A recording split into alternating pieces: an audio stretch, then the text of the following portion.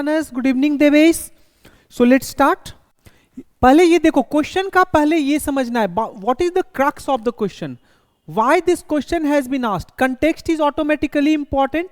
कोई भी question UPSC जब पूछती है तो ध्यान रखना, there are very few static questions which UPSC ask. UPSC static questions बहुत ही कम पूछेगी and they would be means most of the time static questions would be asked तभी जब उनका कोई डायनेमिक या मीन्स कोई डायनेमिक न्यूज से रिलेशन हो, मतलब कि अगर न्यूज में आया हो और something like that. Sacred ensembles of the Hoysala जो है that was all recently declared as UNESCO world heritage site. So ये आपको मेंशन करना है, अगर आप नहीं जानते हैं दैट्स अ प्रॉब्लम, क्योंकि the guy who would mention it of course he is going to get a lead over you by at least half marks. आधा नंबर तो उसको एक्स्ट्रा मिलने ही वाला है, that's the one thing. Next, again understand what is the important thing which it is asking. The sacred ensembles of the Hoysala showcases the unique architectural and artistic brilliance of the Hoysala dynasty. Two keywords are there. There are two keywords. एक तो architectural है, architectural, and second is artistic brilliance.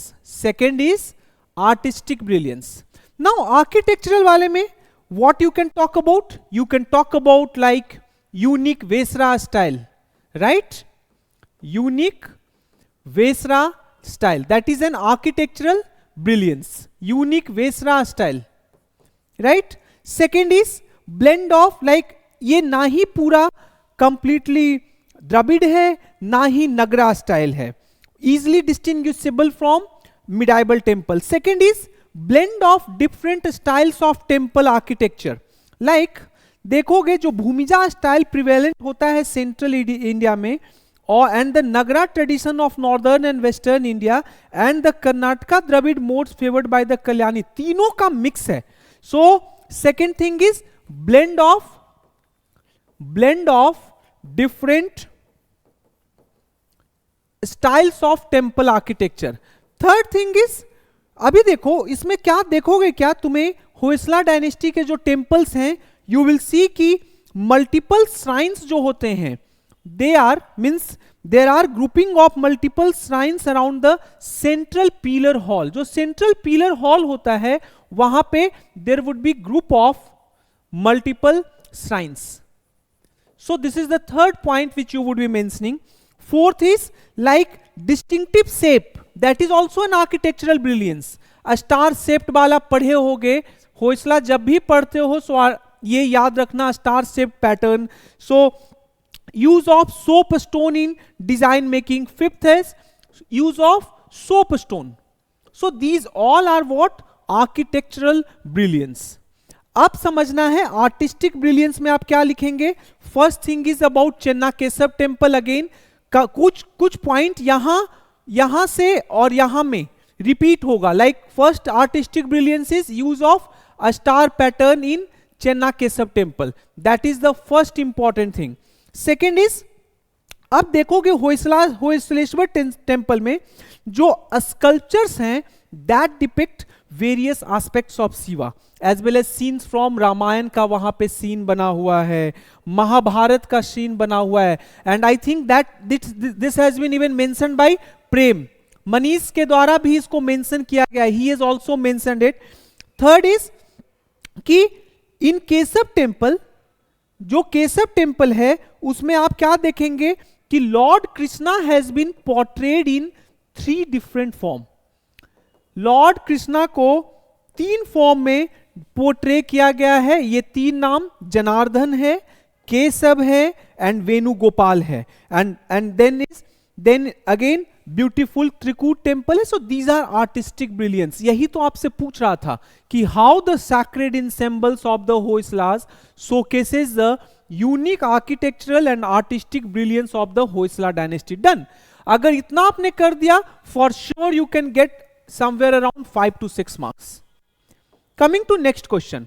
अब ये question क्यों पूछा गया. The वाइकॉम Satyagraha was a pivotal movement in India's history. How, पहले ये समझो वाइकॉम सत्याग्रह के बारे में. Why this question was asked, again context समझिएगा.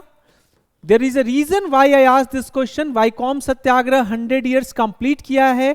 Madras Tamil Nadu legislative assembly plus Kerala legislative assembly ने एक स्पेशल सेशन रखा था, and that was published in Indian express as well as the Hindu. ये दोनों न्यूज में दिस वाज पब्लिश्ड.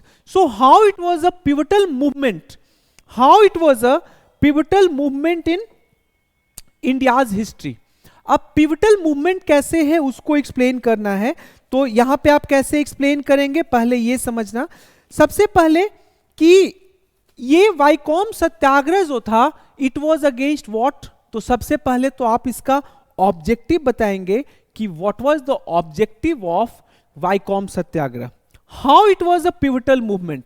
आप जब ऑब्जेक्टिव बताएंगे like untouchability, removal of untouchability, caste discrimination, it was against varna based order or restriction on temple entry, then after this you will be highlighting how it was a pivotal movement, how it was a pivotal movement. अब pivotal movement में आपको highlight क्या करना है, like immediate outcome इसका क्या क्या हुआ. अभी खुद से सोचो, हमेशा आंसर्स को मल्टी डायमेंशनल बनाओ. Himanshu do it multi dimensional. बाबू आप खुद देखो how it can be made multi dimensional. तो सबसे पहला इसका इंपैक्ट क्या हुआ, इमीडिएट इंपैक्ट क्या हुआ, लाइक अब जैसे इमीडिएट इंपैक्ट में आप देखेंगे क्या कि जो वाइकॉम जहां टेंपल के चारों ओर मूवमेंट हुआ था, तो 3 रोड जो है that was left open for untouchables, जो पहले उस समय अनटचेबल्स में आते थे. देन लीगल रिफॉर्म्स क्या क्या हुआ. अब लीगल रिफॉर्म्स तो आपको मॉडर्न हिस्ट्री में भी पढ़े होंगे, like temple entry proclamation in 1936. 1936 में टेंपल एंट्री प्रोक्लेमेशन आया, and that was a landmark legal victory granting access to lower caste individual. Then another important legal reform was establishment of Travancore public service commission, और इसमें basically fairness was guaranteed. So that was the another important legal reform. Then third was political awakening of marginalized community. This awakened किसको, marginalized communities को. So political awakening of marginalized community was another important impact. So that was also a pivotal movement.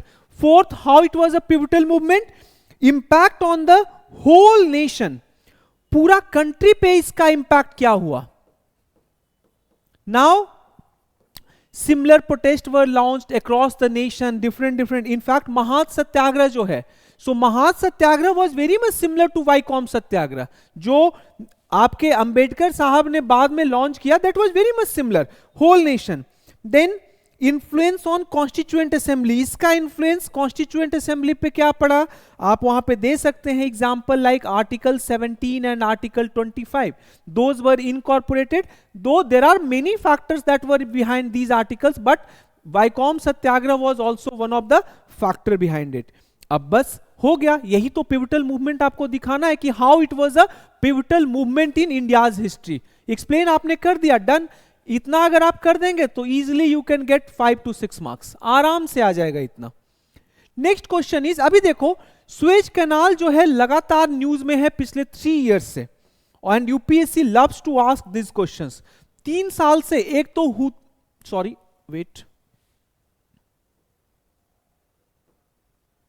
3 year से context क्या है इसका ये पहले समझो. एक तो हुतीज अटैक है, हुतीज अटैक इन रेड सी में. दूसरा इंपॉर्टेंट कंटेक्स्ट क्या है, रिसेंटली एक शिप जो है दैट वाज स्ट्रक. तो सबसे पहले उसका इकोनॉमिक इफेक्ट्स पूछ रहा है, क्या का, opening of Suez canal on the world. तो सबसे पहले आप स्वेज कैनाल के बारे में थोड़ा सा लिख देंगे, like it is one of the most important and busiest trade arteries of the world. Suez Canal separates the Asian continent from Africa. अब कंटेक्स्ट आपने अगर लिख दिया like blocking of Suez canal due to Ever Given fiasco और Yemen crisis plus Israel and Palestinian crisis. So अब कोशिश ये करना है कि सुएज कैनाल का अगर आप थोड़ा सा भी ध्यान हो तो थोड़ा सा यहां पर एक रूडिमेंट्री मैप बना देंगे कि कैसे इधर मेडिटेरेनियन सी है और कैसे उसको सुएज कैनाल कनेक्ट करता है। Are you getting? एक रूडिमेंट्री मैप एटलीस्ट बना देंगे, that would help you to get at least half marks. आधा नंबर तो आपको यहां से मिलेगा ही मिलेगा। Coming to next, what are the, अब क्वेश्चन है इकोनॉमिक इफेक्ट्स पे। तो फर्स्ट इज आपको पता होना चाहिए कि वर्ल्ड ट्रेड का अप्रोक्सीमेटली 12% जो है वो सुएज कैनाल से पास होता है। Then conduit for major global market, it is also a conduit for major global market, especially bulk carriers, ये सब save times and save times भी करता है, operational cost भी करता है। how it saves time, ये खुद तुम सोचो कि केप ऑफ गुड होप तरफ से अगर आएंगे कोई भी कंट्री तो कितना लगेगा और डायरेक्ट इधर से आने पे कितना लगेगा। So operational cost also it saves. Then energy resources के लिए this is the key route, energy resource के लिए की रूट है for transportation of energy resource. Nearly 7 to 10% जो वर्ल्ड ऑयल है, वर्ल्ड का oil and 10% of gas LNG approximately यहां से पास होता है। And next is how it is beneficial for Egypt. Egypt की इकोनॉमी जो है it is directly it gets benefit from opening of Suez Canal. So Suez Canal, अब जैसे आपने ये तो पूरा बता दिया कि इसका इकोनॉमिक इफेक्ट क्या है, लास्ट में वे फॉरवर्ड में ये दे देंगे because these things are happening. So simultaneously what we need some sort of alternatives to. अब जैसे बेन गुरियन कैनाल प्रोजेक्ट के बारे में आप जानते होंगे, so write about Ben Gurion canal project, how Ben Gurion canal project can bring our means overall means it would reduce our dependence on Suez Canal, उसके बारे में लिख दो, ठीक है। Done. Next question is what, ये तो भाई बहुत बार I have explained, polymetallic nodules क्या है, इसका world wide distribution. World wide distribution का कोई भी क्वेश्चन रहेगा so map is compulsory, map compulsory है, ध्यान रखेंगे।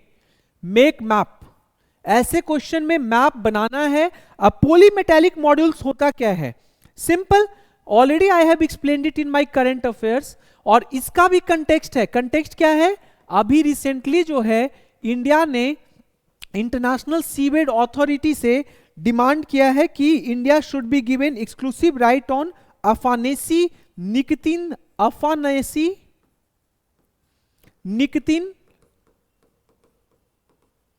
सी माउंट। सो इंडिया यहां पर एक्सप्लोरेशन राइट अभी मांगा है, so that's why it was in news. तो पॉलीमेटालिक नोड्यूल्स के बारे में तो यार लगभग सब लोग जानते होंगे, these are also known as manganese nodules. Potato shaped होते हैं, largely porous nodules found in abundance carpeting the sea floor, sea floor के ऊपर पाया जाता है इन डीप सी। सो इसके अलावा मैग्नीज हुआ, आयरन के अलावा they also contain like nickel भी होता है, कॉपर होता है, कोबाल्ट होता है, लेड होता है, etc. Are you getting? And then come to world wide distribution. अब सबसे पहले तो आपको यहां पे एक मैप बनाना है। याद रखिए कि कौन कौन सा इंपॉर्टेंट एरिया है जहां पे आपको पता चला है कि पॉलीमेटालिक नोड्यूल्स आर फाउंड। इस क्वेश्चन में मैप पे हाफ मार्क्स नहीं, यहां पर आप अच्छा मैप अगर बनाते हैं सो अप्रोक्सीमेटली 1.5 to 2 मार्क्स आपको सिर्फ मैप के लिए मिलेगा। नाउ उस मैप पे शो द इंपॉर्टेंट एरियाज कि कौन कौन सा एरिया है where PMN nodules are found, polymetallic nodules are found. तो वो सारे एरिया पर वहां पर अगर आप नोट डाउन कर लेंगे, जैसे कि मैं जो आप लोग को जो इसका मॉडल आंसर दूंगा वहां पर I will show you Clarion Clipperton zone, Clarion Clipperton zone ये कहां पे है। Then Peru basin, these are the important area जहां पे central of the north Indian ocean, then अभी मैंने बताया Afanasy Nikitin seamount in central Indian basin, इन सबको नेम ये करके अब लास्ट में कंक्लूड कर दीजिए how India understand the significance of it and what India is doing in order to extract it. ये तो करंट अफेयर से डायरेक्टली है कि अभी इंडिया क्या क्या कर रहा है. Like right now we are already running a program, long term program on exploration and utilization of PMN program through Ministry of Earth Sciences. Earth Sciences जो है ऑलरेडी एक स्पेसिफिक प्रोग्राम चला रहा है in order to extract it. तो उसके बारे में लिख दो कि सामने वाले को ये पता चल जाए कि you know almost everything related to it, right. अब देखो नेक्स्ट क्वेश्चन जो है ये समझो, heat waves, it was in news पूरा का पूरा अप्रैल में. In fact text and context Hindu का जो था वो भरा हुआ था इससे. Are you getting text and context? तो सबसे पहले इसका कंटेक्स्ट आपको पता होना चाहिए. तो first thing is what are heat waves. सबसे पहले हीट वेव्स है क्या, you need to know what are heat waves. तो आप वहां पे बस लिख देंगे कि how these are the period of excessive hot weather that can cause adverse impact on human health, environment, economy, animal health as well as many other factors. India जो है, क्योंकि इंडिया जो है एक ट्रॉपिकल कंट्री है, so India is vulnerable to it. ठीक है, अभी कंटेक्स्ट मैंने बताया already, it was in news April में न्यूज में था due to anticyclone over Indian subcontinent. Okay, so global warming, फिर El Nino situation, this has exaggerated. अब क्वेश्चन समझो, क्वेश्चन में फोकस हीट वेव का जनरल कॉन्सिक्वेंसेस के बारे में नहीं पूछ रहा है. It is asking about what are the consequences of heat waves on workers productivity and the food security. दो चीजों को they want to ask, they want to know workers productivity पे इसका क्या असर है एंड फूड सिक्योरिटी के ऊपर इसका क्या असर है. तो वर्कर प्रोडक्टिविटी के ऊपर आप लिख देंगे first thing is it reduced worker productivity. कैसे वर्कर प्रोडक्टिविटी कम करता है, तो उसके बारे में वहां पर लिख देंगे कि how multiple areas of economic sector are experiencing reduced worker productivity during heat waves, specially agriculture and construction. वो हो गया. लॉस ऑफ वर्किंग आवर्स जो है that is a second important impact. Loss of working hours, loss of working hour is another important impact. Loss of income, like according to World Bank, like lost productivity from heat stress at work, particularly in developing countries. So nearly by 2030 $4.2 trillion का हम लोगों को loss होने वाला है due to this. वो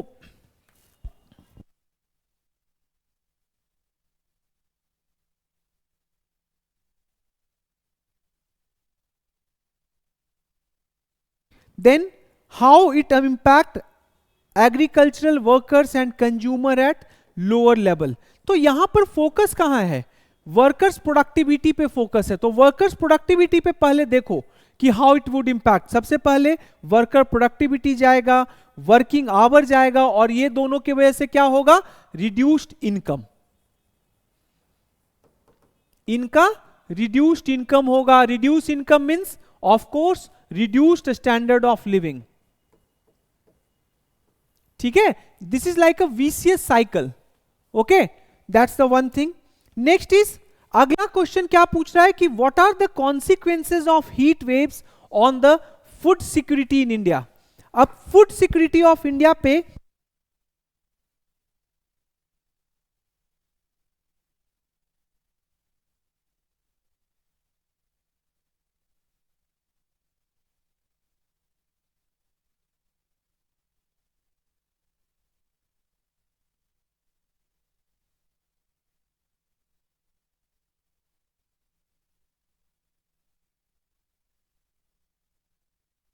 तो अभी फूड सिक्योरिटी पे अब देखते हैं कि क्या क्या इसका इंपॉर्टेंट इंपैक्ट है. ट्राई टू अंडरस्टैंड सबसे पहले कि फूड सिक्योरिटी के लिए क्या क्या क्या हो रहा है, what exactly is happening right now.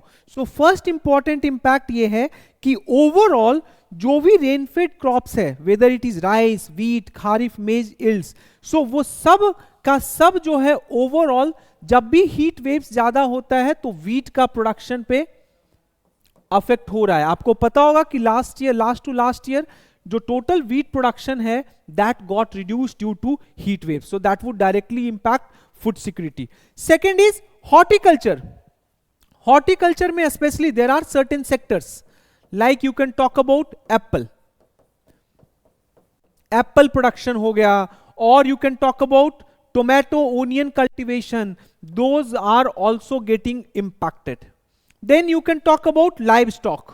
Live stock में मिल्क प्रोडक्शन, लाइव स्टॉक में मिल्क प्रोडक्शन में already there is a report that says that nearly due to heat stress India is losing nearly 1.8 to 2 million tons of milk. Are you getting? So then in the same way you can also talk about fisheries.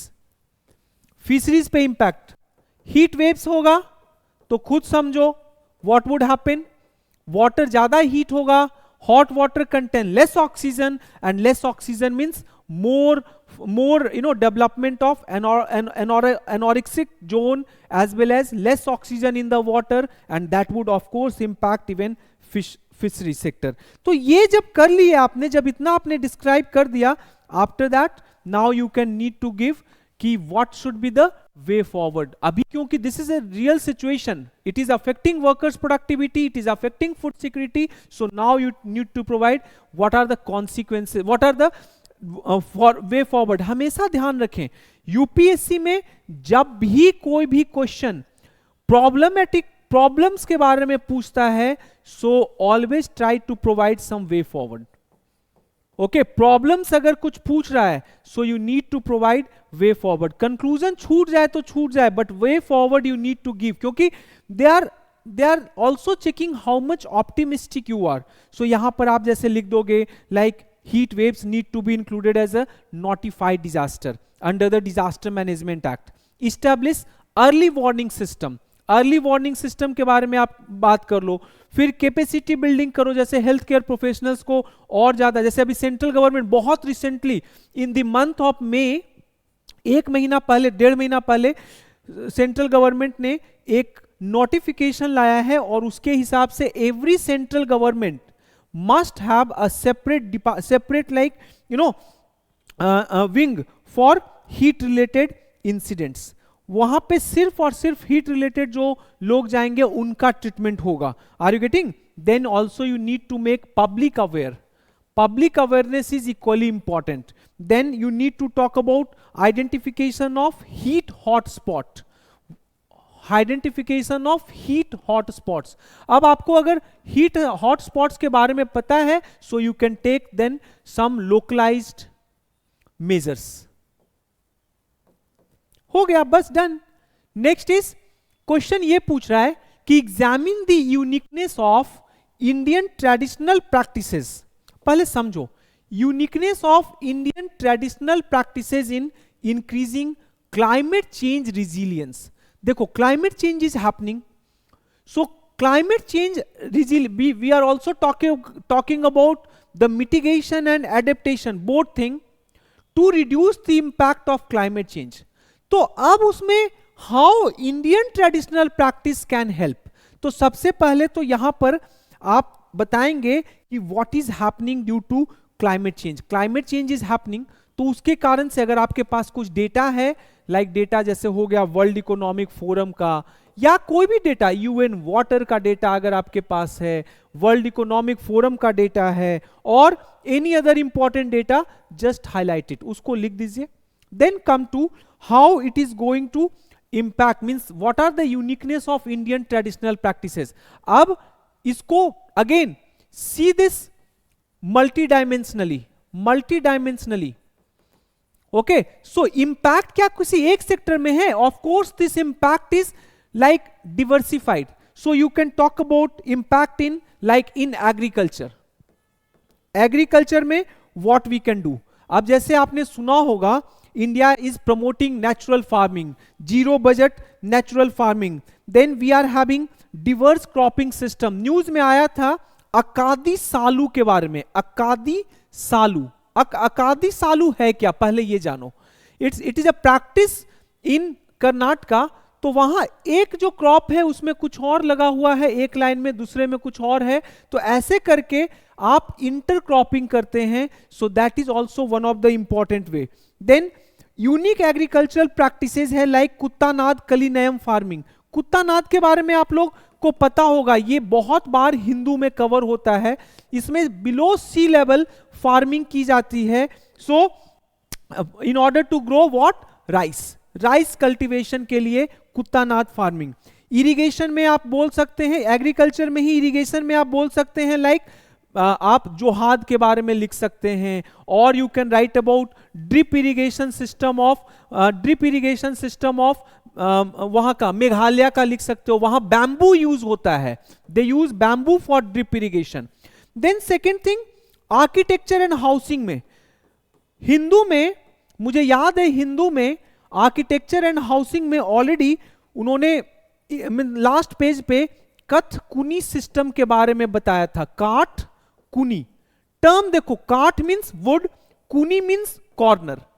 So Kath Kuni structure of Himachal Pradesh, this is also good for against this climate change. Another is धज्जी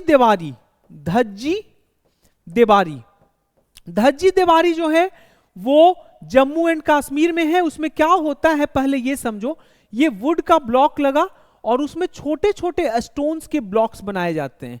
understood, something like that. तो इसको बोलते हैं Dhajji Dewari. This is another important traditional practice in agriculture, in housing. Then third you can talk about medicine में you can always use the help of Ayurveda. Fourth is in situ conservation India में होता है faith based. आपको पता है ना कि Bishnoi community of Rajasthan जो है they consider blackbuck as sacred. इसी तरीके से मोनपा कम्युनिटीज है, इसी तरीके से there are many other communities जो कि फेथ बेस्ड कंजर्वेशन में विश्वास करते हैं. Then we can also talk about traditional rain water harvesting. So ये अगर कर लोगे सो ऑटोमेटिकली लास्ट में अब आप लिख देंगे कि हाउ दीज ट्रेडिशनल प्रैक्टिसेस, कुछ कंसर्न्स इसके दिखा देंगे कि how these traditional practices sometimes may backfire, but over a period of time due to climate change these are the best way forward. ऐसे करके कंक्लूड करेंगे, easily you can get 5 to 6 marks आराम से मिलेगा. ओके, नेक्स्ट इज, अब question ये क्या पूछ रहा है, दो government of India recently approved PM Surya Ghar Muft Bijli Yojana, there seems multiple challenges in scaling up solar rooftop system, suggest way forward. अभी देखो सबसे पहला यहां पे की टर्म है पीएम सूर्य घर मुफ्त बिजली योजना. तो first thing you need to highlight about what is this PM Surya Ghar Muft Bijli Yojana. So once you highlighted this, जब इसके बारे में आप बता देंगे कि ये है क्या, किस मिनिस्ट्री में है, इसका एम क्या है, इसमें लोन क्या गवर्नमेंट देती है, इसमें सब्सिडी क्या देती है, once you have highlighted then come to directly to challenges. अब चैलेंजेस क्या क्या हैं? सबसे बड़ा चैलेंज तो भाई ग्रिड इंटीग्रेशन का है. ग्रिड इंटीग्रेशन, आप देखो सनलाइट जो है वो पूरे ऑल ओवर इंडिया में, फर्स्ट थिंग इज कि 12 महीना सेम लेवल का नहीं होता है. लाइक ड्यूरिंग विंटर में जो सनलाइट है, या अभी रेनी सीजन है तो रेनी सीजन में जो सनलाइट है वो बिल्कुल ना के बराबर है. सो जब तक ग्रिड इंटीग्रेशन नहीं होगा, ग्रिड स्टेबिलिटी आप स्टेब्लिश नहीं कर पाओगे, तब तक it's a problem. Second is high cost. अभी भी इट इज कॉस्टली. ज्यादातर लोग जो हैं अगर वो सोचते हैं कि 50 मेगावाट का या 5 मेगावाट का अगर हम सोलर पावर प्लांट लगा ले, so it is still costly even after subsidy. Then low discom participation, अभी भी हमारा जो इंपोर्ट के ऊपर डिपेंडेंस है वो बहुत ज्यादा है. लाइक जो रिपोर्ट है मिनिस्टर MNRE का ही रिपोर्ट है, फिस्कल 2024 का फर्स्ट हाफ में, मतलब कि जनवरी से लेके जून तक हम ऑलरेडी मोर देन $1 बिलियन का ऑलरेडी हम लोग इंपोर्ट कर चुके हैं solar panel. Low net metering है, लैक ऑफ अवेयरनेस है. So these all things are some of the challenges. अब वे फॉरवर्ड आपसे पूछ रहा है तो उसमें ऑब्वियस सी बात है, सबसे पहला कि ग्रिड इंफ्रास्ट्रक्चर को इंप्रूव कीजिए, डेवलप कीजिए क्या को, indigenous capacity to promote solar energy. More and more solar power plant लगाइए। अब जैसे PLI स्कीम्स है on high efficiency solar PV module, so that is a good way forward. Third you can talk about कि आप एक government what they can do is कि एक single window facility they can develop for entire ecosystem of rooftop photovoltaic deployment, rooftop photovoltaic deployment, ये भी किया जा सकता है। Are you getting? तो इतना हो गया, of course you would get good marks, आराम से 5 to 6 मार्क्स यहां पे मिल जाएंगे। नेक्स्ट क्वेश्चन इज, अब ये देखो स्पेसिफिक सेक्शन को फोकस कर रहा है, क्या बोल रहा है कि इंडियाज के जो एल्डरली हैं they faces multiple vulnerabilities, highlighting those vulnerabilities, what measures have been taken by government of India to alleviate their vulnerabilities. So क्या क्या measures government of India ने लिया है so that their vulnerabilities can be reduced, और सबसे पहले तो ये पूछ रहा है कि what multiple vulnerabilities they face।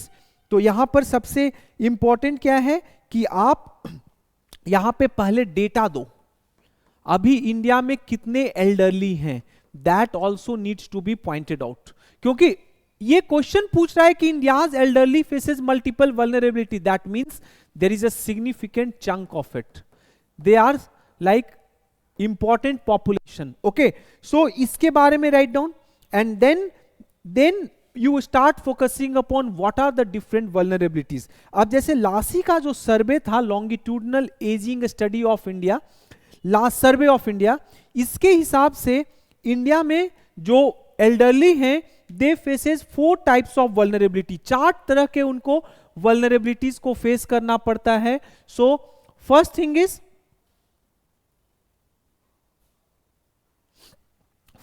Is कि उनका डेली एक्टिविटीज जो है, डेली एक्टिविटीज पे रेस्ट्रिक्शन हो जाता है, daily activities restriction, that's the first thing. Okay, second is multimorbidity. What is multimorbidity? Multimorbidity means they suffer from various diseases, communicable, they suffer from multiple different diseases, तो उसके बारे में multimorbidity।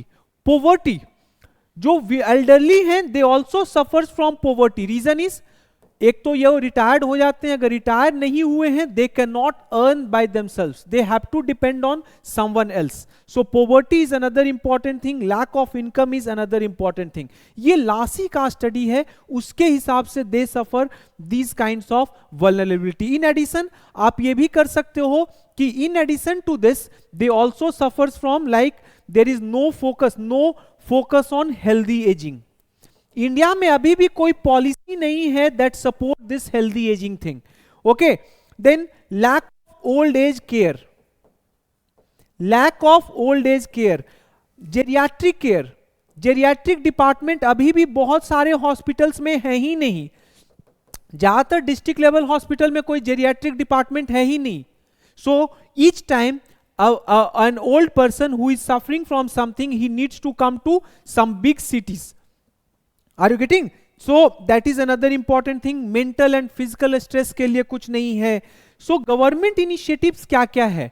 What measures have been taken by government of India? तो अब उसमें आप लिख दीजिए, सबसे इंपॉर्टेंट है PM वय वंदना योजना, Vay Vandana Yojana. Then national programme for the health care of elderly is another important policy. Then Rashtriya Vayoshri योजना जो कि उन लोगों के लिए है जो कि बीपीएल हाउसहोल्ड से बिलोंग करते हैं, बीपीएल हाउसहोल्ड से they are important beneficiary of it.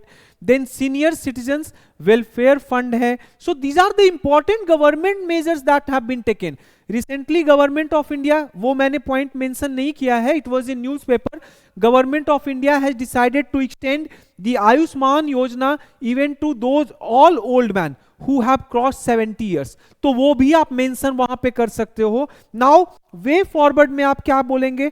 Again try to see the overall try to understand the whole issue. Okay, comprehensively समझो। अब देखो कि पॉलिसी लेवल पे आप क्या करेंगे, कम्युनिटी लेवल पे क्या करेंगे, what you will do at community level, at government level आप क्या करेंगे, at government level what you can do, at corporate level क्या किया जा सकता है, at health level what you can do. So focus on all these aspects, multi dimensional coverage देना है। अगर अच्छे से स्ट्रक्चरिंग इसको करेंगे you will get very good marks, easily 6 marks यहां पे आराम से आप स्कोर कर सकते हो, that is not a very big issue. Next is again, let me tell you, जब भी whenever UPSC would ask any question, whenever UPSC would ask any questions जहां पे डायरेक्टली आपसे कॉन्सेप्ट पूछा जा रहा है, like this question is a direct conceptual question, what is cold lava, इसमें इधर यू नो और यू डोंट नो, या तो आप जानते हो या नहीं जानते हो। When you don't know please don't do guessing, guessing नहीं करना, बिकॉज उस केस में एग्जामिनर को यह लगता है कि you are trying to fool him. Are you getting? So guess नहीं करना है, क्योंकि गेस करने पे अगर गलत करोगे तो प्रॉब्लम है। छोड़ दीजिए वैसे क्वेश्चंस को, अगर नहीं आपको कॉन्सेप्ट पता है लीव इट, वो जो 7 मिनट बचा उसको किसी और क्वेश्चन में ज्यादा टाइम लगाकर वहां पे उस पे टाइम देना है। So let me give you one example, what is cold lava. Cold lava जो है सिंपल है, इट्स व्हेन रेन जो है, rain it mixes with volcanic materials, it mixes with volcanic materials, sand, ash, pebbles and form concrete like substance। तो उसको क्या बोलते हैं? Cold lava. कोल्ड लावा के नाम पे नहीं जाना है, अंडरस्टूड? ऐसा नहीं है कि कोल्ड लावा हमेशा कोल्ड ही होगा, ओके? ये इसका कंटेक्स्ट, इस क्वेश्चन को मैंने इसलिए पूछा क्योंकि इन फिलीपींस अभी एक कोल्ड लावा इरप्ट हुआ था माउंट कैनलाओ नेशनल पार्क में, नेचुरल पार्क में, ओके? सो कंटेक्स्ट अगर आपको पता है so that is going to give you 1 marks extra, क्योंकि वो समझ जाएंगे कि यू आर अपडेटेड, आपने पढ़ा है कि ये टर्म कहां से यूपीएससी पूछ रही है। सो फीचर्स क्या क्या है, सबसे पहले ये समझेंगे कि इट मतलब features of cold lava, like it primarily travels along river valley and can reach extremely high speed of up to 75 to 80 kilometre per hour. बहुत तेज इनका स्पीड होता है, that is important thing, okay? Its flow can be either hot और cold, मतलब कि cold लावा है तो कोई जरूरी नहीं है कि कोल्ड ही होगा, ठीक है? And it is considered more destructive and deadlier. तो ये तो फीचर हो गया। नाउ क्वेश्चन इज आस्किंग कि what is the difference between cold lava and normal lava. तो उस केस में आप क्या करेंगे, पहले ये समझिए। मैं जनरली क्या करूंगा, अगर मैं आपके जगह रहता, so I would have made a table, tabular form में, और see what I would have done. Tabular form में सबसे पहले यहां पर cold lava, sorry, I will write cold lava, hot lava, and यहां पे कैरेक्टरिस्टिक फीचर्स लिखूंगा। अब कैरेक्टरिस्टिक फीचर्स में मैं यहां पे टेम्परेचर वेरिएशन पे लिख दूंगा, पहला टेम्परेचर वेरिएशन में। अब जो नॉर्मल लावा होता है that is extremely hot molten rock, hot molten rock. Cold lava जो होता है it can vary in temperature, vary in temperature and not molten. तो first important difference is on the basis of temperature variation. Second is mixture. ये molten rock का बना होता है, जबकि this is a mixture of water plus volcanic debris. Impact इसका देखो, इसका इंपैक्ट क्या होगा? So this one is more destructive. अभी तो बताया इसका स्पीड ज्यादा है, काफी ज्यादा डिस्ट्रक्टिव है, and it can devastate a large area, ठीक है? जबकि ये जो है, ठीक है, ये भी डिस्ट्रक्टिव है, but it is means it is less destructive than cold lava, ठीक है? अब उसके बाद आप लास्ट में कोल्ड लावा के बारे में कंक्लूड कर दें कि like cold lava is more destructive due to than hot lava due to its mobility and ability to incorporate extra debris। हो गया। अगर आप इसको अच्छे से कर देंगे easily you can score 6 marks, ठीक है? नेक्स्ट क्वेश्चन क्या है कि एग्जामिन दी, देखो ये क्वेश्चन बहुत अच्छा है। क्या क्वेश्चन पूछना चाह रहा है? एग्जामिन दी इंप्लीकेशन। सबसे पहले कॉन्सिक्वेंसेस पूछना चाहता है, क्या का? India's shift towards emphasizing religious significance in urban development. पहले समझो, क्वेश्चन ये पूछ रहा है कि क्या इंप्लीकेशन है of India shift towards emphasizing religious significance in urban development. आप देख रहे हो what is happening right now. Context आपको पता है अयोध्या, आपको कंटेक्स्ट पता है वाराणसी, आपको कंटेक्स्ट पता है उज्जैन महाकाल कॉरिडोर, आपको कंटेक्स्ट पता है Jain corridor, Buddhist corridor, other things. So you know now कि what is happening. Religious significance को लेकर government is already means on the basis of this religious significance government is focusing on these important cities. So of course there is a distinct shift of India towards emphasizing religious significance in urban development. ठीक है, अब इस question में क्या करना क्या है कि what is happening. सबसे पहले इस पॉलिसीज के बारे में बताइए. current urbanization process, what is happening, current urbanization process.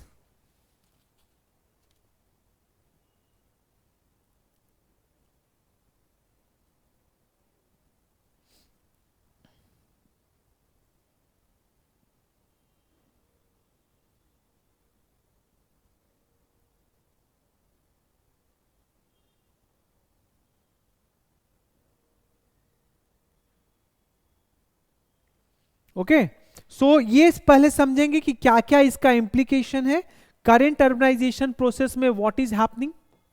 Okay, so first thing, blending religious significance with work places. Blending religious significance with work places. अब देखोगे क्या कि what is happening, cities like Ayodhya जो है उसको सिर्फ और सिर्फ centre of pilgrimage and faith नहीं डेवलप किया जा रहा है, rather what is happening, they are also developed as now economic hub. दोनों चीज हो रहा है. On the one hand it is a centre of pilgrimage and faith, on the other hand it is also an economic hub. Then second is shift away of focus from industry to religion. पहले industry was the main factor, right now what is happening, religion has become a important consideration. Okay, third is heavy corporate investment to support this process. आप देख रहे हैं कि land rates जो है अयोध्या में, वाराणसी में, इट इज शूटिंग मतलब कि वहां पे 1000% लैंड रेट्स का ग्रोथ हुआ है, मोर देन 1000% लैंड रेट्स का ग्रोथ हुआ है इन लास्ट 5 years. मतलब कि जो लैंड आप पहले मान लो 1 लाख में आप खरीद सकते थे, वो 10 लाख का पिछले 5 साल में हो गया है. सोचो कितना बड़ा प्रॉफिट वो दे रहा है. Okay, then massive public support for this trend. ये जो ट्रेंड है इसके लिए people are also supporting, people massive public support. So ये तो हो गया करंट अर्बनाइजेशन प्रोसेस. अब क्वेश्चन ये पूछ रहा है कि व्हाट आर द इंप्लीकेशंस. तो इंप्लीकेशन बाबू सिर्फ और सिर्फ एक नहीं होगा, इसके 2 इंप्लीकेशंस हैं, पॉजिटिव निगेटिव. अब देखो कि पॉजिटिव इंप्लीकेशंस क्या क्या हैं, पहले ये समझना. What are the positive implications क्या क्या हैं. तो सबसे पहला तो पॉजिटिव इंप्लीकेशंस ये है कि regional development. Second positive implication ये है कि it is fulfilling democratic aspirations. There are many people they want कि ये रिलीजियस सिग्निफिकेंस वाले प्लेस को गवर्नमेंट डेवलप करे. Then third is balance development. ऐसा नहीं ना है कि किसी एक पर्टिकुलर एरिया को ही फोकस किया जा रहा है, rather temples across the countries are being promoted. Then another इसका निगेटिव फीचर ये है कि जो फंड्स हैं that is being diverted from social sectors to another sector. So social sectors are being neglected. Social sectors जो है उसको neglect किया जा रहा है. Second important thing is shift away from secularism. Secularism अभी देखो, यहां पे पूरा का पूरा फोकस कहां हो गया है, रिलीजन पे. सो that is a shift away from secularism. Third is imbalanced economic development. मतलब कि जो फिनेंशियल रिसोर्सेज है वो ज्यादातर रिलीजियस प्रोजेक्ट्स को जा रहा है.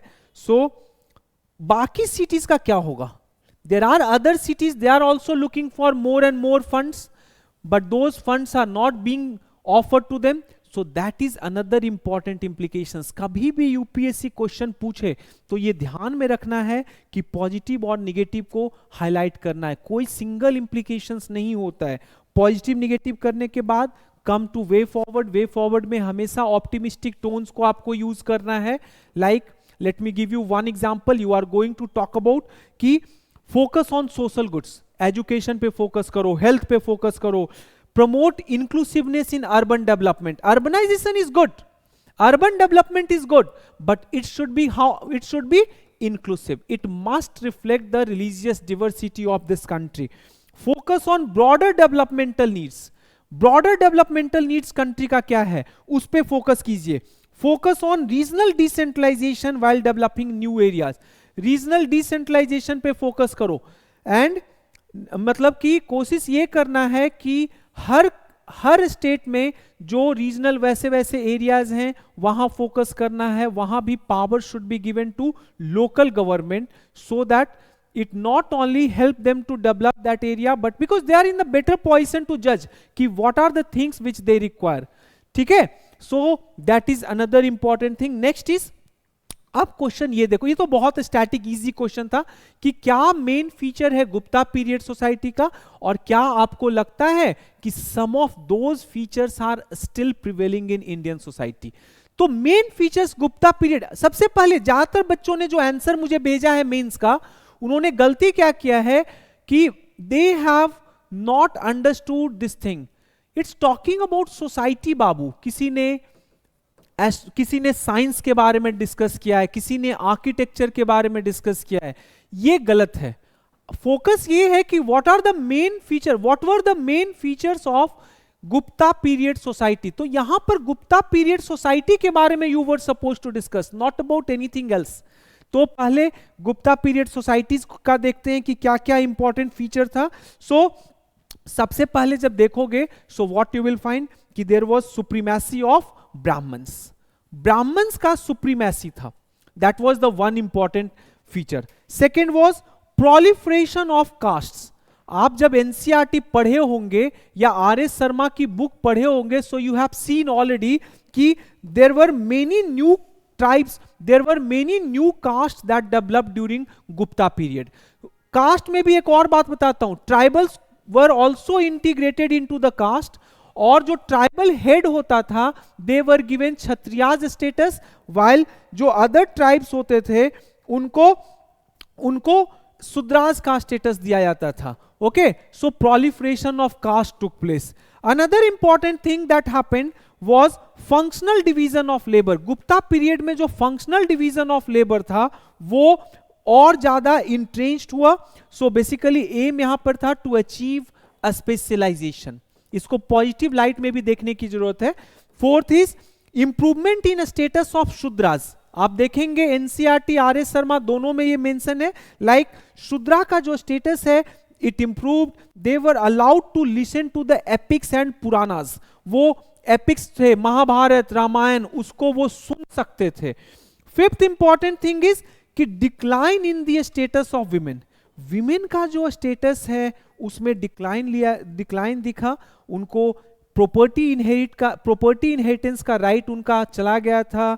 पर्दा सिस्टम जो है वो और ज्यादा प्रिवेलेंट हो गया. सती जो है वो भी आ गया. So these were the important things. और इनफैक्ट जो फर्स्ट एविडेंस है सती का वो मेंशन है एनसीईआरटी में, ईरान इंस्क्रिप्शन एमपी में, जहां पे ये पाया गया है. सिक्स्थ इज अनटचेबिलिटी जो है वो एक नोटिसिएबल फीचर बन गया. Untouchability has become a noticeable feature and that was even mentioned by Fahien. Fahien के अकाउंट में भी ये मेंशन है. Okay, so these are the main features of Gupta period society. अब क्या आपको लगता है कि some of those features are still visible? तो यस. अभी देखो आप वर्ना सिस्टम. चलो मैं मान लेता हूं कि people are in cities, people are going against this caste system. There are many people they are going for inter caste marriage, inter varna system, but still the dominant part of this country they still prefer to marry within their gotra, means sorry, within their caste and within their varnas. So this is still visible. Second is, what is being witnessed is politicization of caste, politicization of caste and castization of politics. इसका simple मतलब है कि in India ये हमेशा बोला जाता है कि people do not caste their vote but they vote their caste, vote their caste. So caste system has become even more entrenched in some field. Then third हम लोग देखेंगे कि functional division of labour. It is though अभी India में it is not based on caste और वर्ना, लेकिन अभी भी सोसाइटी जो है इंडिया का, it favour functional division of labour on the basis of कि आपका एजुकेशन लेवल कहां है, आपका एवोकेशन क्या है, आपका क्वालिफिकेशंस क्या है. So that is another important thing. Fourth is a status of women. A status of women, of course situation has improved, government ने बहुत सारे नए नए एक्ट बनाए, सो विमेन स्टेटस इंप्रूव्ड, लेकिन अभी भी you can see dowry, early marriage, limited property rights, these are still prevalent. Limited property rights, these are still prevalent. Fifth is,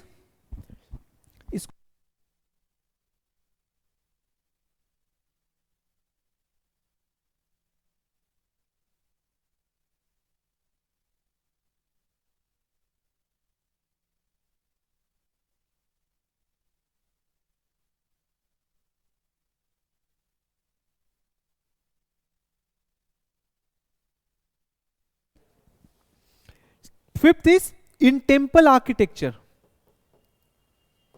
in temple architecture अभी तो बताया कि राम जो नगरा टेम्पल आर्किटेक्चर है, अभी राम टेम्पल भी नगरा टेम्पल आर्किटेक्चर पे बना हुआ है. सिक्स्थ इज अनटचेबिलिटी जो है वो completely already government of India ने उसको एबॉलिश कर दिया है, but still in some pockets हमेशा आप न्यूज में सुनते होंगे कि it is being practised. So these are the features of Gupta society which are still visible in Indian society. ऐसे करके देन कंक्लूडेड, डन. ये बहुत स्टैटिक क्वेश्चन है, इजी क्वेश्चन था, कुछ ऐसा डिफिकल्ट था नहीं.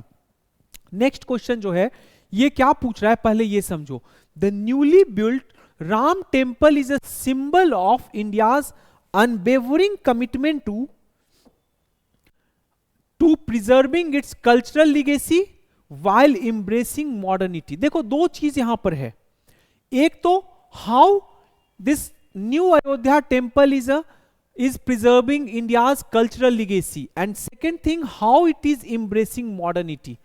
दो चीज यहां पर they are talking about. One is preserving cultural legacy and second is embracing modernity. तो सबसे पहले फोकस करते हैं how it is preserving India's cultural legacy. तो first thing is traditional architecture and construction. Traditional architecture and construction. Architecture and construction, that is the first thing. Second is traditional architecture and construction में आप यहां पे देखोगे कि basically focus was on Nagara style.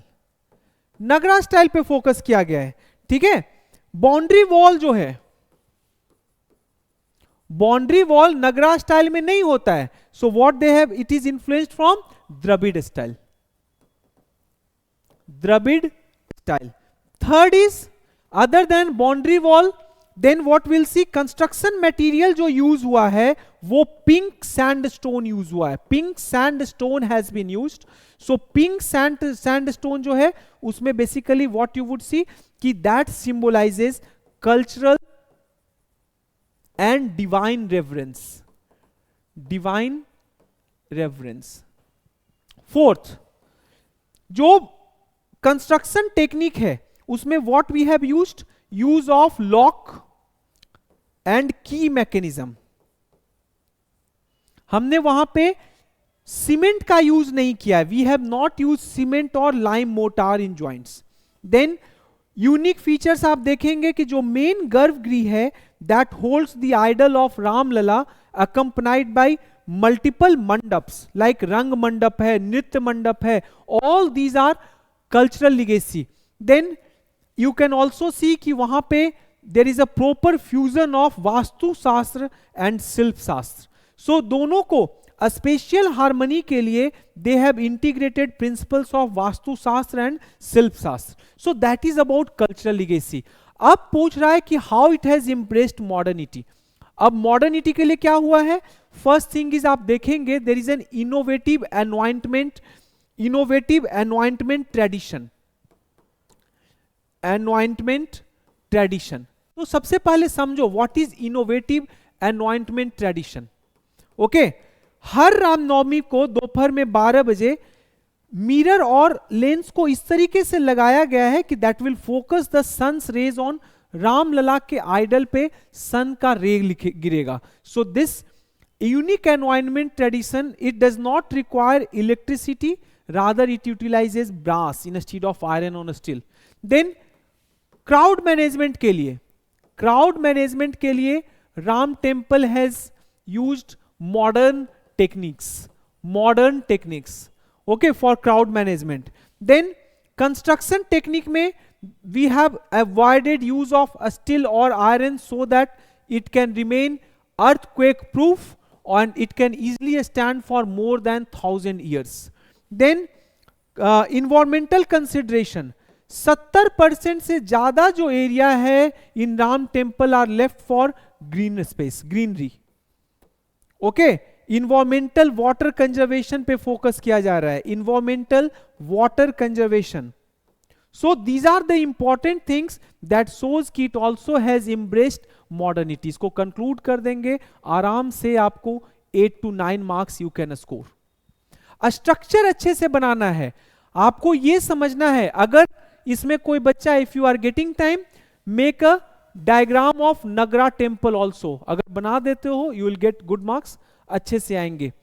Okay, next is, अब question क्या पूछ रहा है पहले देखो. ये Mahatma Gandhi is one of the favourite topic of UPSC. लगभग हर साल पिछले 10 साल में 7 times Mahatma Gandhi has been asked. Questions Mahatma Gandhi से पूछे जा चुके हैं.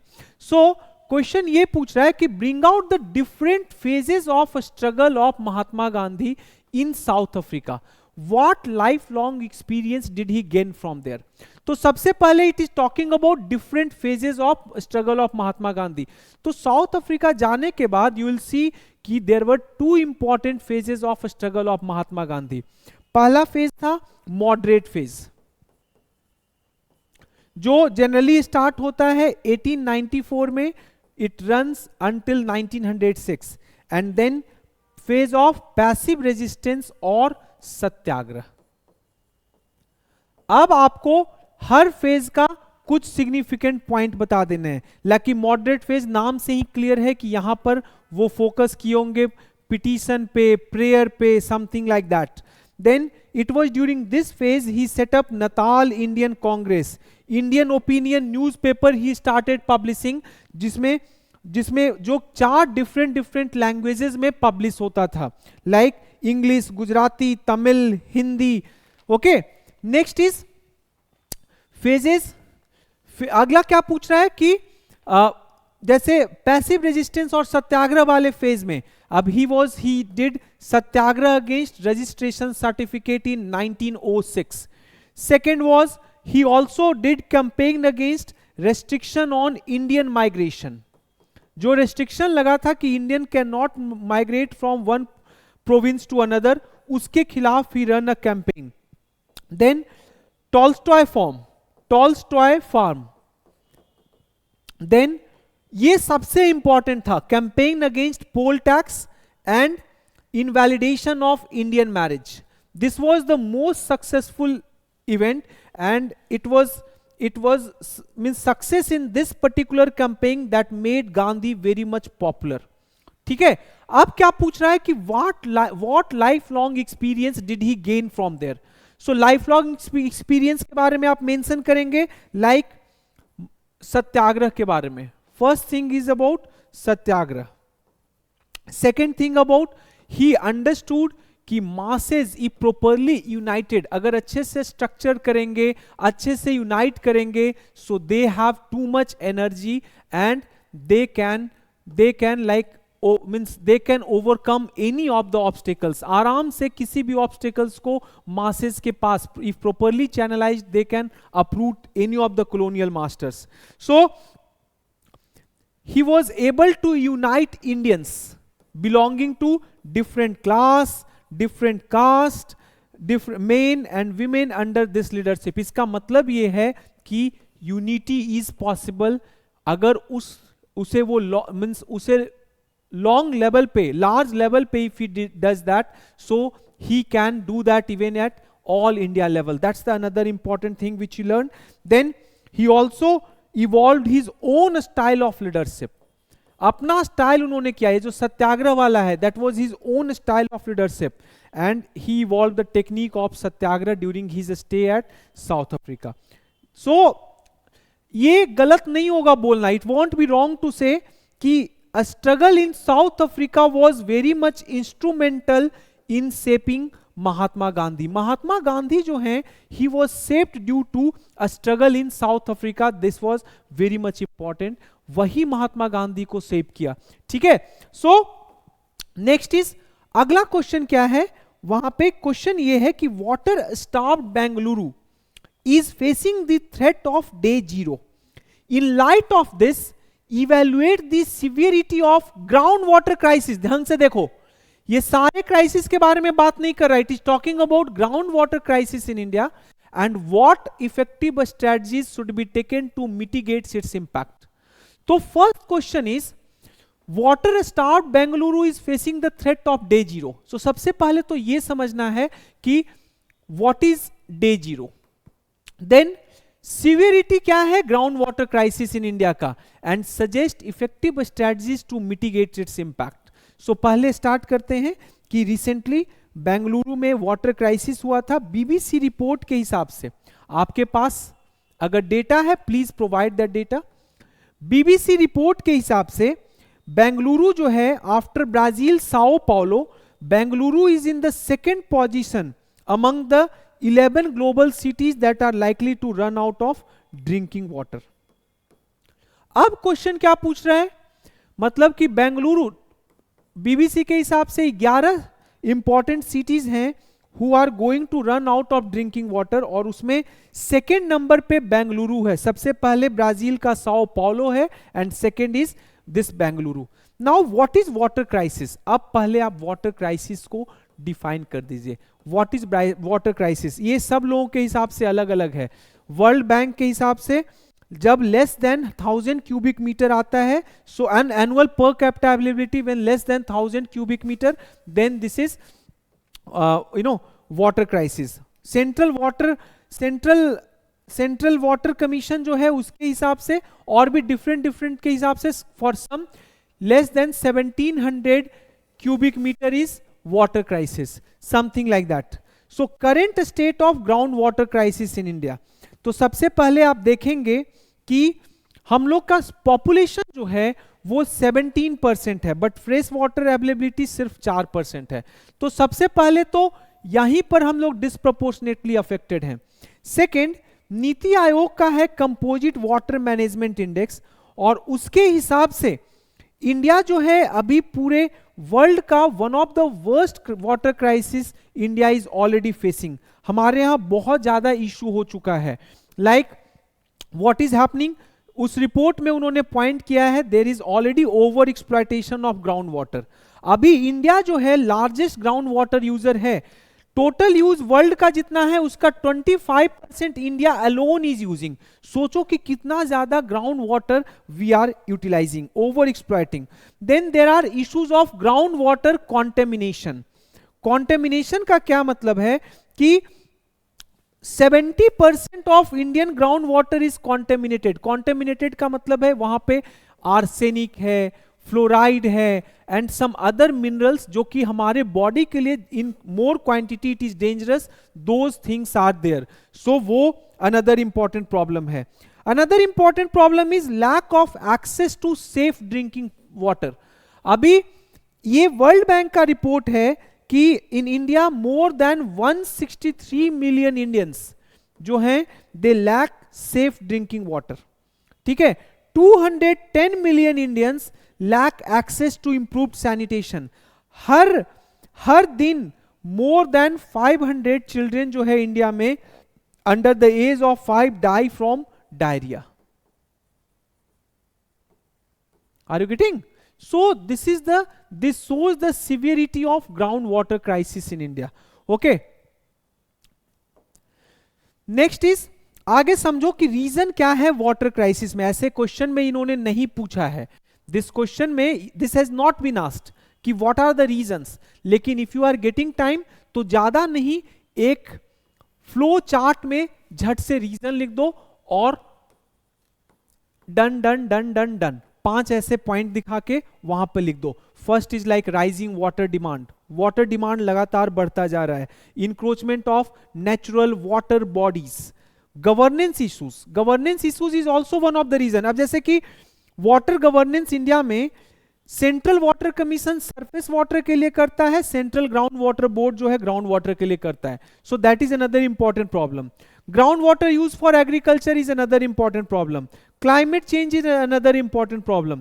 Discharge of pollutants are another important problem. So वो सब reasons को झट से highlight कर देंगे ऐसे flow chart में, and then come to effective strategies पे कि how you can mitigate its impact. इसके impact को कैसे आप mitigate करेंगे? Like you can talk about promotion of water conservation. Promotion of water conservation. अब जैसे तमिलनाडु में एक वाटर कंजर्वेशन प्रैक्टिस है that is called Kudimaramath practice, और बिहार में आहर पाइन सिस्टम है, बैम्बू ड्रिप इरिगेशन सिस्टम है, कहां लाइक मेघालय में, उसके बारे में you can talk about. Investment in water infrastructure पे आप फोकस कीजिए, इन्वेस्ट कीजिए, that is also going to pay a rich dividend to you. Focus on nature based solution, nature based solution is more effective, like creation of artificial flood plain. अभी जैसे China क्या कर रहा है, they are creating sponge cities. तो अगर नहीं जानते होंगे तो स्पॉन्ज सिटीज के बारे में please do read about it, because this is another important effective strategies. Artificial flood plains के बारे में भी पढ़ेंगे। Okay, next is promote sustainable agriculture. Focus on sustainable agriculture, जैसे कि क्रॉप डिवर्सिफिकेशन पे फोकस कीजिए, आप ड्रिप इरिगेशन पे फोकस कीजिए, प्रिसीजन एग्रीकल्चर पे फोकस कीजिए। What is precision agriculture? Crop rotation पे फोकस कीजिए, एग्रो फॉरेस्ट्री पे फोकस कीजिए, something like that. And then adopt one water approach.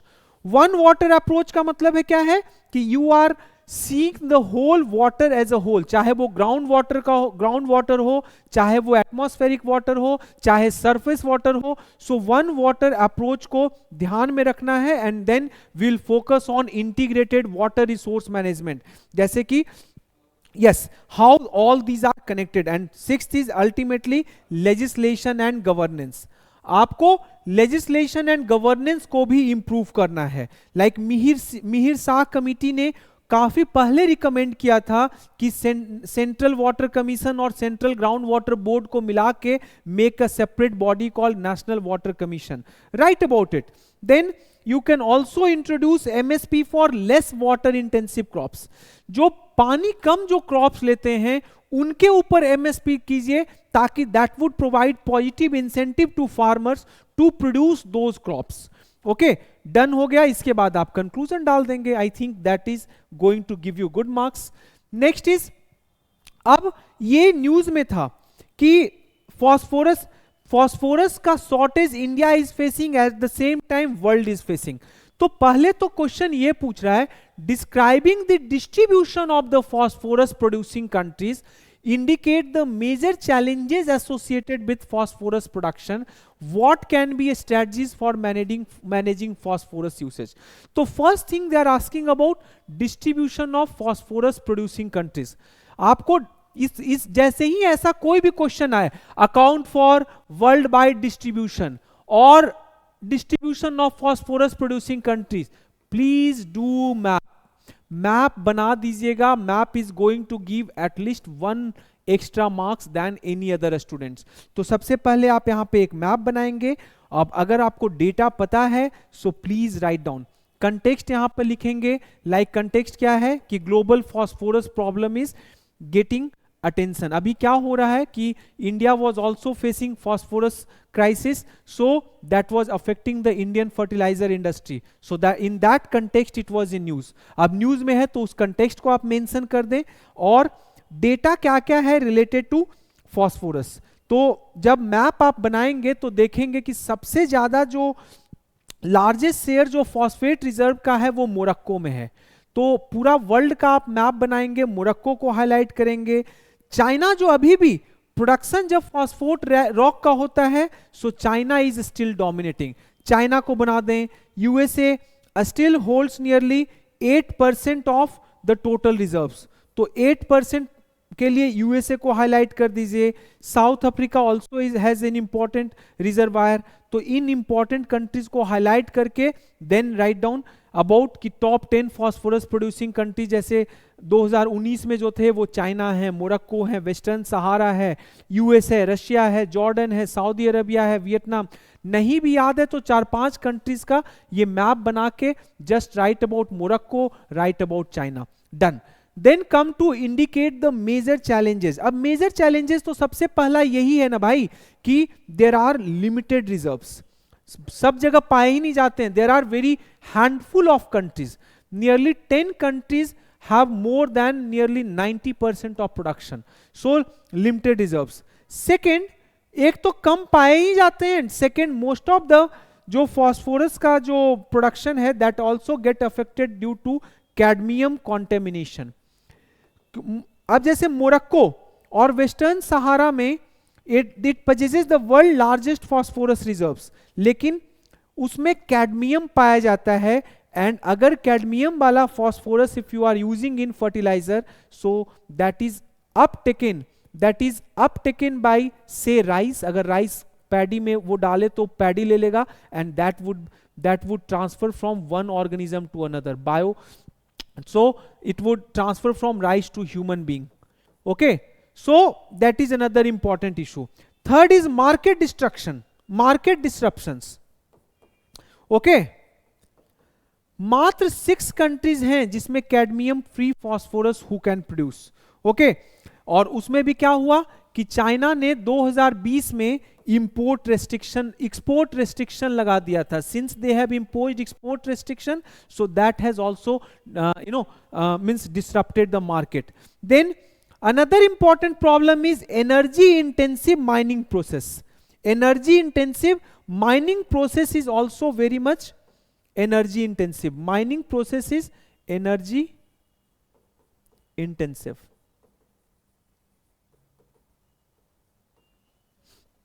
Okay, अब क्वेश्चन क्या पूछ रहा है कि what are the strategies for managing phosphorus usage. तो फोकस कीजिए all strategies which are important for phosphorus usage. Strategies for phosphorus usage. Okay, so first strategy आप वहां पे लिख दीजिए like focus on precision fertilisation. मतलब कि अब जैसे पीएम प्रणाम क्या है, आप फोकस कीजिए उतना ही यूज करना है कि कुछ भी फर्टिलाइजर वेस्ट नहीं जाए. So focus on precision fertilisation. Done. Second is important thing is so that crop receive exact amount of phosphorus. Second is focus on circular phosphorus. जैसे circular water की बात करते हैं, we can also talk about circular phosphorus economy. जब circular phosphorus economy होगा, so of course we would reduce the need for mining. Mining का need कमेगा and reduce environmental impact. Third is development of advanced technology, ताकि efficient phosphorus recovery हम लोग कर लें. कहां से? सीवेज और वेरियस वेस्ट स्ट्रीम से. देन इंटरनेशनल फ्रेमवर्क एक डेवलप करो ग्लोबल लेवल पे, सो दैट कि जो फॉस्फोरस कंसर्न्स है उसको ग्लोबली हम लोग हैंडल कर पाए. Because food security is a basic necessity और फूड सिक्योरिटी के लिए phosphorus is very much important. So एक डेवलप करो इंटरनेशनल लेवल पे एक framework where the whole other different countries can come together and एक फ्रेमवर्क दे so that this shortage can be minimised या नहीं हो, ठीक है, and then go ahead with conclusion. I hope कि इतने में आराम से you can gate 8 to 8.5 marks, provided कि आपने अच्छे से इसको लिखा है. Next is women face disproportionate impact of climate change. Question क्या बोल रहा है? Women face disproportionate impact of climate change.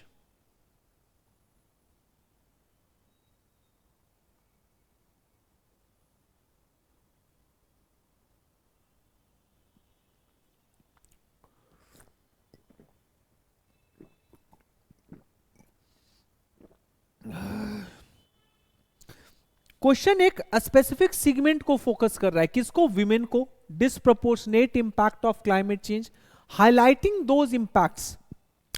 State the problems related to the unequal participation of women in climate decisions. क्या प्रॉब्लम है? Because of unequal participation of women in climate decision. What way forward you would suggest to make climate decisions more inclusive. अब तीन चीज इस question में पूछ रहा है. सबसे पहला तो ये है कि इंपैक्ट क्या है क्लाइमेट चेंज का विमेन पे. सेकंड, क्या प्रॉब्लम होता है because of unequal participation of women in climate decision. And third is way forward. तो सबसे पहले तो आपको यहां पर डेटा देना होगा कि how means women are more vulnerable than men. अगर डेटा पता है तो ठीक है, नहीं तो लाइक मैंने जो डेटा आपको मॉडल आंसर में I am providing already, I have provided कि यूएनडीपी के हिसाब से women and children are 14 times more likely than men to die in a disaster. Okay, NFHS के हिसाब से there are data, UN population के हिसाब से डेटा दिया हुआ है, already I have provided. अब देखो कि women पर impact क्या पड़ रहा है क्लाइमेट चेंज का. So first impact है नेशनल फैमिली हेल्थ सर्वे के हिसाब से है कि रिडक्शन इन एग्रीकल्चरल इल्ड, और reduction in agricultural yield is directly related to food insecurity and intimate partner violence. So women को उसके वजह से वायलेंस फेस करना पड़ता है. That is one thing. Second is they have a higher vulnerability to hydromet disasters, so that is impacting their access to safe drinking water. Drudgery ज्यादा करना पड़ रहा है and time for productive work is going down. Okay. Third is there are more impact on a specific category of women, जैसे pregnant जो women है उनके ऊपर ये जो क्लाइमेट चेंज का जो इंपैक्ट है वो और ज्यादा है. ओके. सो रिस्क है प्री टर्म बर्थ का रिस्क है. Next is limited alternatives for a living. Like अब जैसे विमेन के क्लाइमेट चेंज हो रहा है, so due to climate change they are confined to their home, और वहां पे they have limited alternatives for their living. And next is long distance trip. ठीक है, उनको as a water carrier they are being used, उनको दूर दूर तक जाना पड़ता है. Is it raining? बाहर बारिश हो रही है? नहीं. सो नेक्स्ट इज, अब ये सब तो प्रॉब्लम है. ठीक है, आगे देखते हैं कि what are the problems. Okay, what are the problems related to the unequal participation of women in climate change. अब उससे प्रॉब्लम क्या क्या है? सबसे पहले तो जो क्लाइमेट डिसीजंस है वो एक्सक्लूसिव नेचर का रहेगा, that would not take into account women perspective, exclusive nature का होगा. Second is neglect of women perspective in climate decisions and various associated benefit. जो विमेन का पर्सपेक्टिव क्लाइमेट डिसीजंस में होगा वहां पे भी we would neglect their perspective. Third is जैसे it would not allow local solutions to emerge. अब जैसे लोकल सॉल्यूशंस क्या है? हो सकता है कि जो विमेन हो, जैसे एक बहुत अच्छा केस स्टडी मैंने बेटर इंडिया पे देखा था महिला हाउसिंग ट्रस्ट के बारे में. महिला हाउसिंग ट्रस्ट, ये मॉडल आंसर पे मैंने लिख भी दिया है, महिला हाउसिंग ट्रस्ट इन उदयपुर में. ठीक है, सो दैट वाज, अब वहां पे ये जो लोकल सॉल्यूशंस है उसको इमर्ज नहीं होने देगा in case if women would not be participating. Then it also misses gender lens, मतलब कि see men see thinks differently than women, so women का पर्सपेक्टिव डायरेक्टली आप अवॉइड करोगे. सो वे फॉरवर्ड सबसे अच्छा क्या है, आप जेंडर रिस्पॉन्सिव स्ट्रेटजीज को लाइए. सो एड्रेस कीजिए अंडरलाइंग सोशल इश्यूज को, like address structural power imbalances, socio economic marginalisation. Then climate change gender action plan बनाइए, climate change gender action plan. उसमें आप participative, multi stakeholder and multi sectoral plans बनाइए which can allow women to equally participate. Okay, so ऐसे अगर करेंगे सो आराम से आपको 7 to 8 मार्क्स आराम से मिलेगा. नेक्स्ट इज, ये तो बहुत इजी क्वेश्चन था कि what are tropical cyclones. Again देखो, account for its world wide distribution. Do you think that due to global warming India needs to revisit its disaster management strategy for tropical cyclones. Question ये पूछ रहा है कि tropical cyclone होते क्या हैं. Second इसी का पार्ट क्या है, account for its world wide distribution. इसका world wide distribution, again since it is asking about world wide distribution, तो यहां पे आप मैप बनाकर दिखाओ. Do you think that due to global warming India needs to revisit its disaster management strategy for tropical cyclones. So सबसे पहले explain करो tropical cyclones क्या है. इजी है. वर्ल्ड वाइड डिस्ट्रीब्यूशन में आप मैप पहले बना लो, और मैप बनाने के बाद अब if you know this data then it's okay. नहीं जानते हो तो जान लो कि वेस्टर्न पैसिफिक बेसिन जो है वहां पे सबसे ज्यादा ट्रॉपिकल साइक्लोन आता है, nearly 1/3 of tropical cyclones. North Indian basin जो है अपना कंट्री वाला रीजन, वहां पे करीब 4% ऑफ ग्लोबल लेवल का जो आता है ट्रॉपिकल साइक्लोन हमारे रीजन में आता है. So since it is asking about कि you know due to global warming India needs to revisit its disaster management strategy for tropical cyclone. तो अगर आपको पता है कि इंडिया का डिजास्टर मैनेजमेंट स्ट्रेटजी है क्या ट्रॉपिकल साइक्लोन्स का, तो सबसे पहले उसको मेंशन कर दीजिए. Like national cyclone risk management project में it has been divided into 4 component ABCD, उसको याद कर लेना है, that is very much important. Then इनक्वाइस का है storm surge early warning system. Structural measures क्या क्या एनडीएमए गाइडलाइंस में, स्ट्रक्चरल मेजर्स क्या है और नॉन स्ट्रक्चरल मेजर्स क्या है, नोट डाउन. अब क्योंकि क्वेश्चन ये पूछ रहा है कि ग्लोबल वार्मिंग के लिए what India needs to do more, India को और क्या करना चाहिए, तो first thing is changes in Saffir Simpson scale. जो स्केल है उसमें अभी तक कैटेगरी 5 तक का ही मेंशन है, मतलब कि अबव 250 समथिंग गया so category 5. But what is now happening कि बहुत सारे ऐसे साइक्लोन हैं they are even crossing 309 kilometre per hour. So उस केस के लिए we need to make a new category of cyclone, category 6 एक नया डेवलप करने की जरूरत है. सेकेंड इज इंडिया का जो डिजास्टर मैनेजमेंट स्ट्रेटजी है उसमें कैटेगरी 6 के बारे में कहीं नहीं मेंशन है, that also needs to be revisited, और उधर भी we need to bring changes. Third important thing is कि जो क्रिटिकल इंफ्रास्ट्रक्चर इंडिया का है, चाहे वो इलेक्ट्रिसिटी डिमांड हो और अदर क्रिटिकल इंफ्रास्ट्रक्चर है which are vulnerable from change, which are vulnerable due to this climate change, उसको भी डिजास्टर रिजिलियंट बनाना है. And fourth is early warning system को स्ट्रेंथन करना है. Once you do that I think you will easily get आराम से 8 to 9 marks, provided कि आपने मैप अच्छे से बनाया है और उस पर ढंग से मार्किंग की है. नेक्स्ट क्वेश्चन इज, ये भी एक बहुत इंपॉर्टेंट क्वेश्चन है कि there is no doubt that economic and wealth inequality has grown in India at a faster pace. क्या बोल रहा है कि इकोनॉमिक एंड वेल्थ इनइक्वालिटी जो है ग्रो किया है इंडिया में. To what extent do you think globalisation is responsible behind this rise, suggest the way forward. Himanshu add किया हुआ है कि नहीं इसमें, तो हिमांशु को ऐड कर दो. हाँ जरूर डाउनलोड किए हुए होगा, और नहीं तो डाउनलोड उसको करवा दो फोन करके, उसको हो सकता है पता नहीं है, वो इनरोल किए हुए एडमिशन लिए हुए. ठीक है.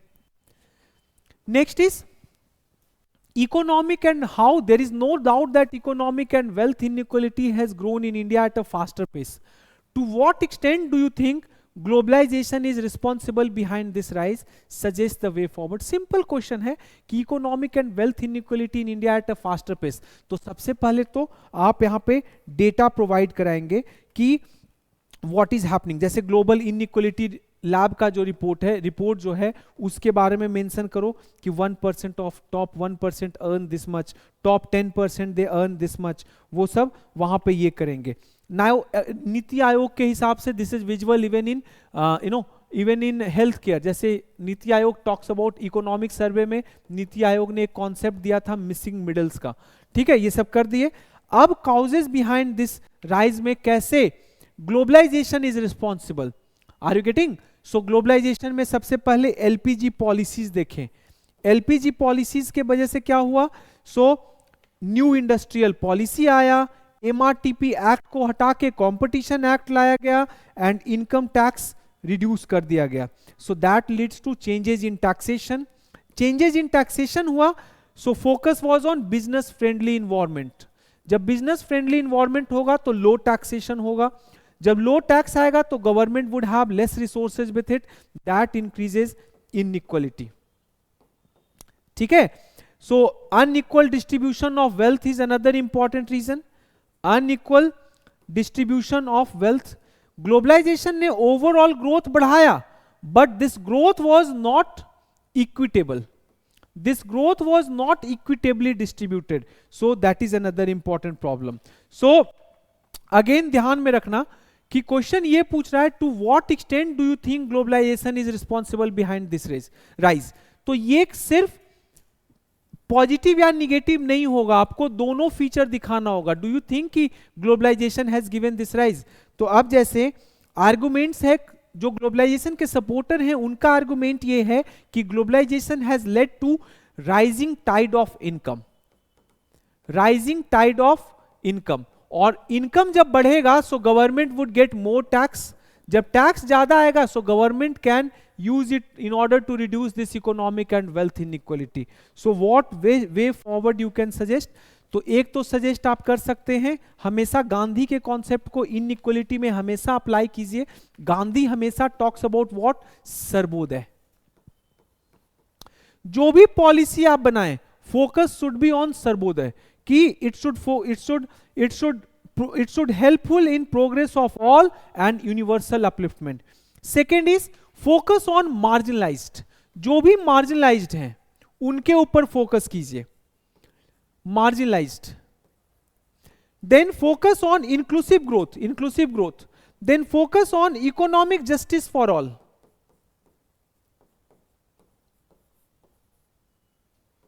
Are you getting? सो अगर ऐसे करके एक एक पॉइंट को आप अच्छे से लिख लेते हैं और इनको एक्सप्लेन कर देते हैं, what do you mean by Sarvodaya, what do you mean by focus on marginalized group, focused on inclusive growth or economic justice for all, so you can easily get good marks. Next है, ये भी easy question है, analyze the interaction between emerging technology and caste identities in India. Again देखो question क्या पूछ रहा है,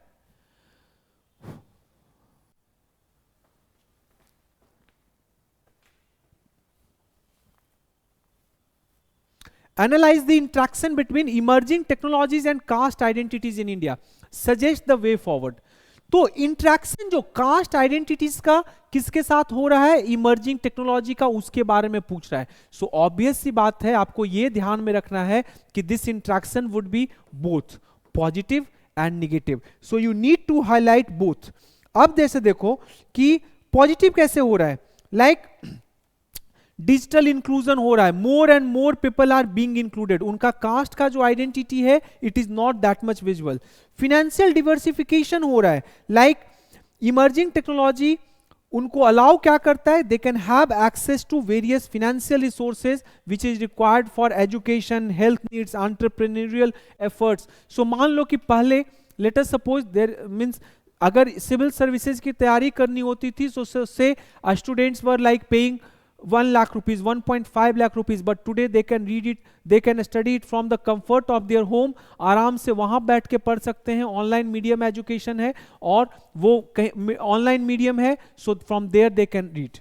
So community empowerment, then political mobilization, you are using this emerging technology for political mobilization also. Almost all political parties have their own Instagram, Facebook, other different social networking sites through which they are directly you know, communicating to different castes.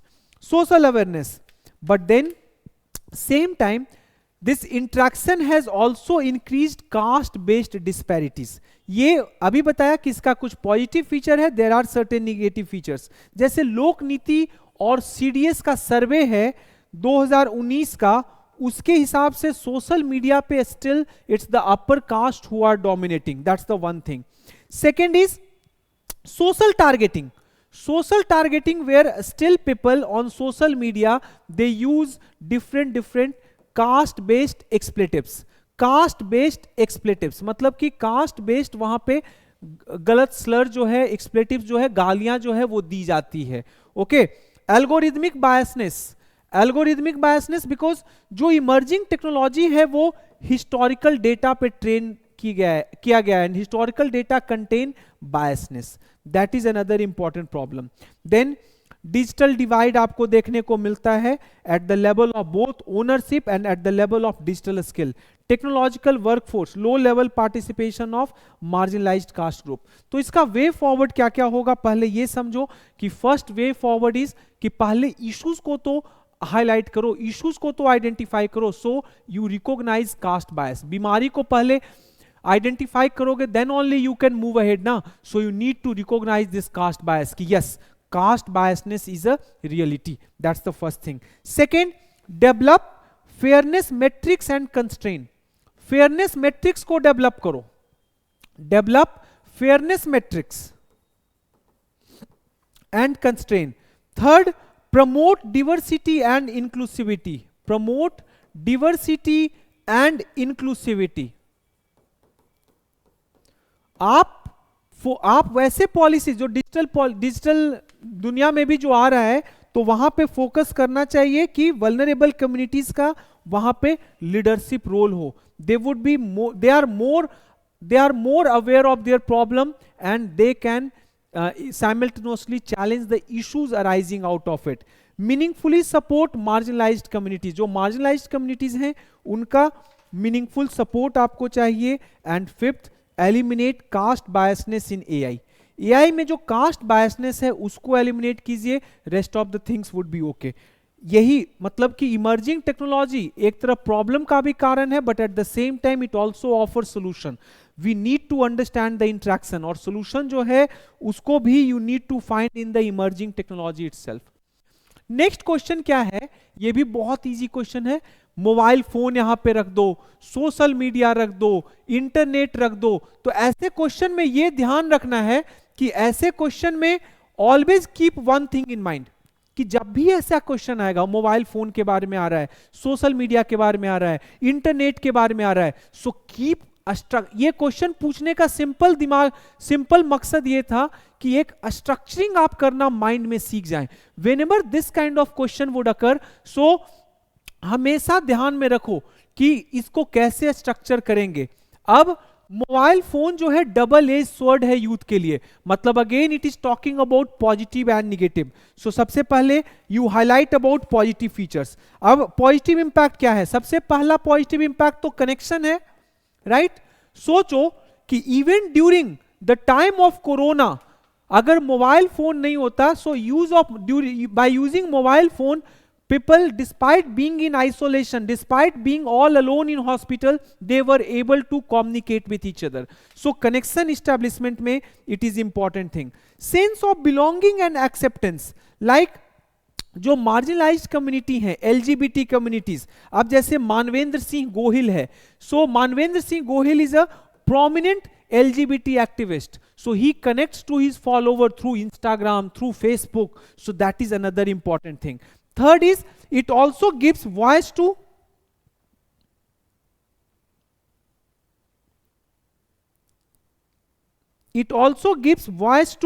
marginalized को voice देने में भी mobile phone helps you.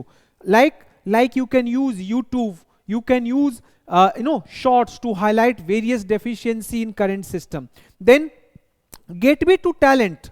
अभी देखे होंगे आप लोग, Bill Gates जो है डॉली चाय वाले के यहां ही was having tea. So that also allow your talent to show to the world. And then positive inspiration, जैसे कि आपके पास होंगे ध्रुव राठी हुआ, और से रवीश कुमार हुए, या there are others like Narendra Modi हुए, एस जयशंकर हुए. So there are multiple ways through which people can find positive inspiration from there. Understood? Okay, next is, अभी ये समझेंगे कि निगेटिव इंपैक्ट क्या है. पहला तो निगेटिव इंपैक्ट है, it causes mental health problem. Mental health problem अभी ये तो पूरे वर्ल्ड वाइड प्रॉब्लम हो चुका है. टिस का भी स्टडी है, as well as there are many studies that shows that कि there is a linkage between depression and use of mobile phone. Then second important is addiction to porn. Foreign policy magazine के हिसाब से 70% जो है, जो major internet companies है, उसका bandwidth in India is poor. So that's the second thing. Development of nomophobia. What is nomophobia, ये समझो. This is a term that was used by foreign policy. Nomophobia के हिसाब से there is always a fear that we are without mobile. No mobile phobia, no mobile phobia. Then proliferation of fake news. This has been even highlighted by Indian Army. Indian Army says कि in Kashmir many a times separatists as well as Pakistani army, they have used different videos in order to instigate violence in Kashmir. Video रहता है Israel का, video रहता है फलस्तीन का, and it is being showed as कि it has happened in India. Afghanistan का, so fake news. Then cyber bullying और trolling. Cyber bullying is another important problem. अभी जैसे प्रियांशु यादव जो है, एक बच्चा था, वो वहां एमपी का, उज्जैन का.